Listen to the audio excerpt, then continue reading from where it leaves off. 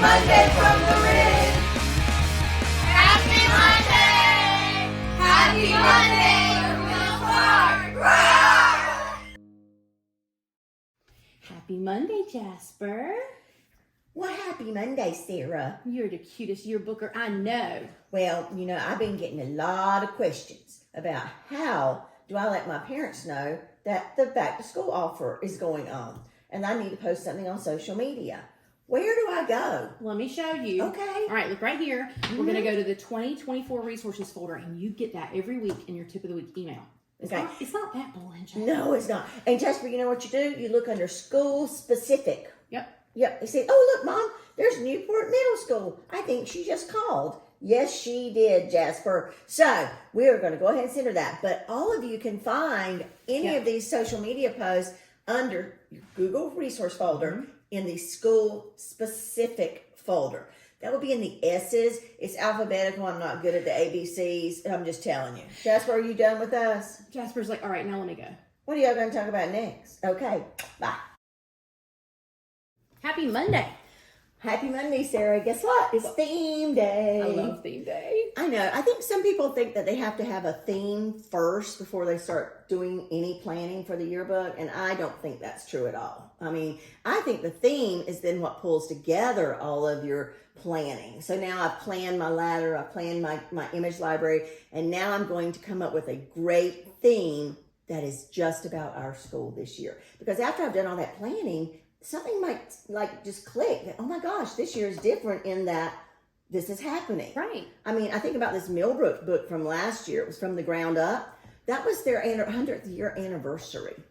So that's why it was so cool to do that theme. And so they really showed off the different elements that made up what Millbrook is, where it started, where it is now. And this was the visual, and then, of course, the verbal that they used that was so good. So I love a good font.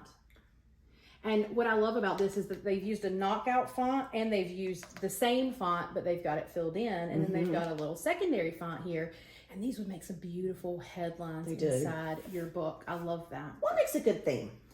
I think it needs to be unique. It needs to be recognizable. It needs to be relatable. It needs to be fun.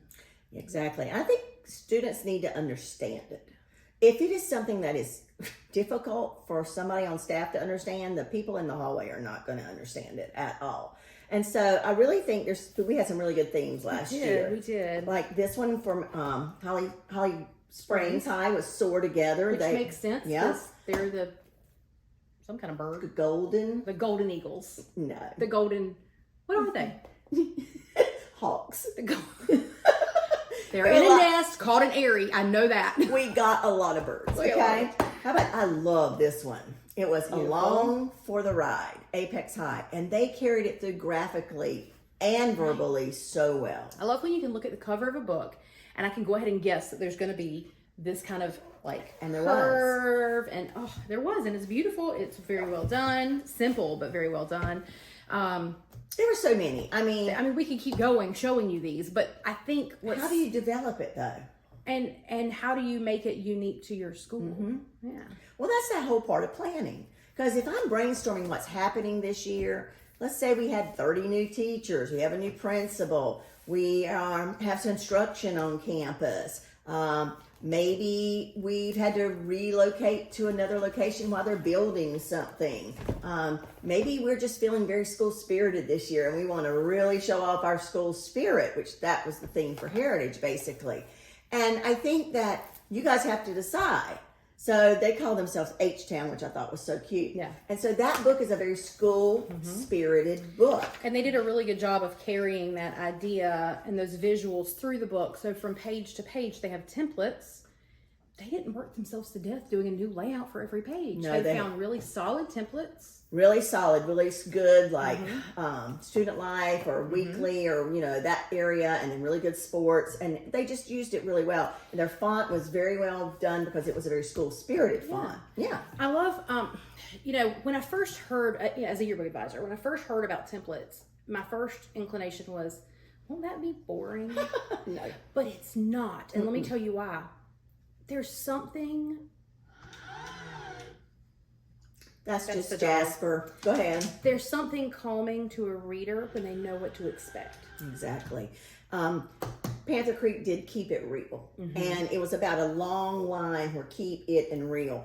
And throughout the book, I knew there was going to be that line. Yep. I knew that it was going to be, whether it was in a headline or it was a graphic, I knew that was going to be in the book. So I like to say, if I go to your town and I get your yearbook and your neighboring school's yearbook and the one after that, right? I gather all the area yearbooks.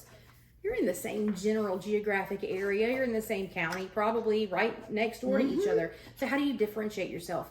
I want to be able to rip all the pages. Theoretically, we're not really doing this. That's just horrible. Rip all the pages out of your yearbook, all the pages out of your neighbor's yearbook and the one down the road, mix them up, throw them on the floor. And then I'm going to call in a stranger and I'm going to say, can you sort these into the correct books? That's right.